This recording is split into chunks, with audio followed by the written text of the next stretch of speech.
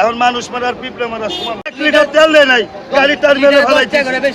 পঞ্চগড় থেকে ঢাকা আইছি নাইতে, একটা পাম্পে তেল দেয় নাই, একটা পাম্পে তেল দেয় নাই। অপরাধটা কি? প্যাসেঞ্জার টাকা দিয়ে টিকিট কাটছি, জায়গা মতো পৌঁছাই দিবি বেটা, এত কথা কইস কে? গাড়িতে 10 টাকার ভাড়া দিয়ে 100 টাকার কথা কয় প্যাসেঞ্জারে।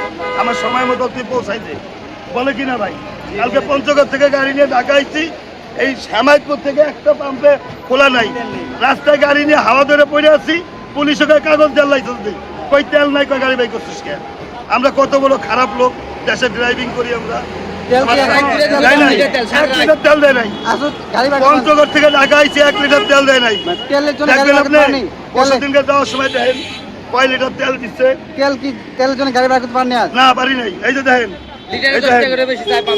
পাম্পে 10 টাকা করে বেশি চাই। আমি একবারে তেল এতগুলো নিব কেন? কতগুলো তেল নিস বলতো? এনে কি আমি একবার তেল নিব? কয় লিটার তেল দিছে দেখেন তো, কয় লিটার তেল দিচ্ছে, কয়বার তেল নিছি, কতবার হয়রান নিয়েছি। তারপরে পঞ্চগড় থেকে ঢাকা কালকে আসার মধ্যে 1 লিটার তেল দেয় নাই কোনো পাম্পে। প্রত্যেক পাম্পে পর্যাপ্ত পরিমাণে তেল। এগুলো সিন্ডিকেট ব্যবসা।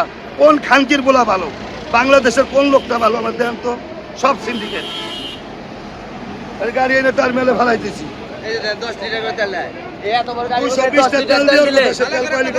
10 লিটার তেল দিলে এত বড় গাড়ির মধ্যে, ওই গাড়ির তেল লইতে লাগে 6 ঘন্টা সময় লাগে সিরিয়াল দেয়া। ও তাতে 15 লিটার তেল আমাদের এমনি ফুরাই দেয়। তাহলে 10 লিটার তেল আমরা কি করব? 10 লিটার তেল আমরা কি করব? এখন শুধু গাড়িওয়ালাদের দোষ, আপনাদের দোষ নাই। 10 লিটার তেল আমরা কি করব? 6 ঘন্টা দাম দিলে 10 লিটার তেল পাই। আর তেল দিলে এবার আমাকে দূর দূর করতেছেন। টাকা দিয়ে জিনিস কিনবো, সেটাও আমরা পাবো না। আবার আমরা চাঁদা দেই, আমরা ভাড়া বেশি নেই, সারা বছর ভাড়া দেয়, জেনুইন ভাড়া দেয় না। 10 লিটার তেল দিছে ঢাকা থেকে রংপুর। আরে ভাই, চাঁদা বন্ধ হবে না, এগুলো আপনাদের কাছে বলতে গেলে অনেক ইতিহাস। এগুলো বলতে গেলেও আমাদের জীবন নিয়ে টানাটানি হয়। এগুলো বললে লাভ আছে? আমরা গাড়ি চালাইতে হবে না রোডে, আপনি ডেলি আসবেন। আমরা যখন মারবো তখন আপনি থাকবেন। এখন মানুষ মারার পিঁপড়ে মারার সমান।